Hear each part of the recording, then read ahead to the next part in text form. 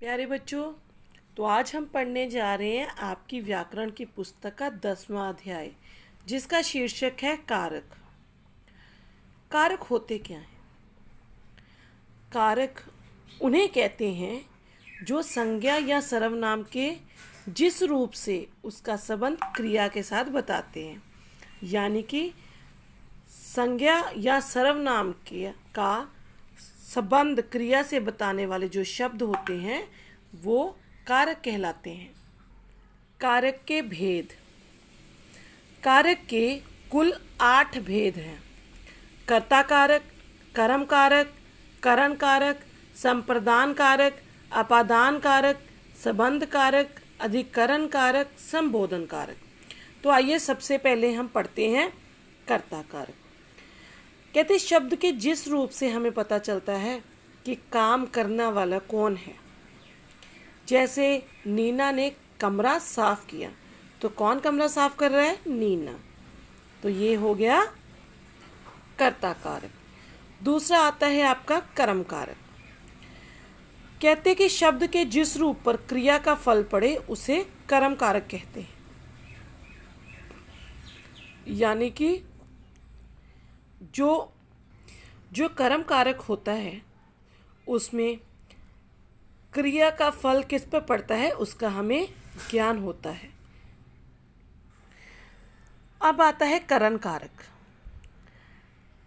कर्ता जिस साधन से या माध्यम से जो कार्य करता है उसका ज्ञान हमें करण कारक से होता है। जैसे मामा जी कार से मुंबई आए। मामा जी किस पे आए? कार से। तो ये हो गया करण कारक। उसके बाद आता है संप्रदान कारक। कर्ता के लिए कार्य करना अथवा जिसे उसे व्यक्त करने वाला विभक्ति चिन्ह संप्रदान कारक कहलाता है। कहने का भाव है कि कर्ता जिसके लिए काम करता है ये जो विभक्ति चिन्ह है उसके बारे में हमें बताता है। जैसे सेठ जी द्वारा गरीबों को कंबल बांटे गए, यानी कि कंबल तो गरीबों को दिए गए लेकिन बांटे किनके द्वारा गए? सेठ जी द्वारा। उसके बाद आता है अपादान कारक। संज्ञा या सर्वनाम के जिस रूप से अलग होने, डरने, तुलना करने आदि भावों का पता चले उसे अपादान कारक कहते हैं। यानी कि संज्ञा सर्वनाम के जो शब्द होते हैं उनसे हमें अलग होने, डरने, तुलना करने आदि के भावों का पता चलता है। जैसे गंगा हिमालय नदी से निकलती है।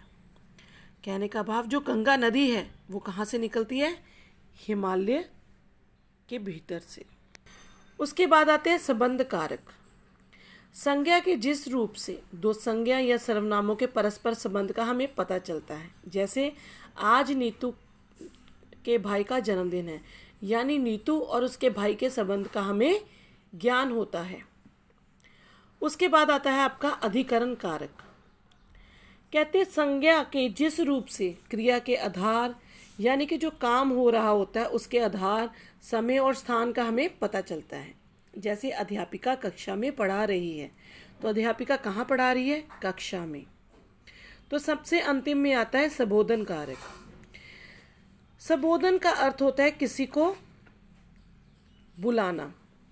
यह जो कारक है इसमें विभक्ति चिन्हों का प्रयोग किसी को संबोधन के लिए किया जाता है। जैसे हे ईश्वर इन्हें बुद्धि दो। अरे यह कौन सी कहानी है? तो मेरे प्यारे बच्चों, इसके साथ हमारे कारक होते हैं यहाँ समाप्त। तो मैं फिर से आपको बता दूँ, संज्ञा और सर्वनाम का क्रिया के साथ संबंध बताने वाले जो विभक्ति चिन्ह होते हैं वो कारक कहलाते हैं। यह कुल 8 तरह के होते हैं, यानी कि इनके कुल 8 भेद हैं। धन्यवाद।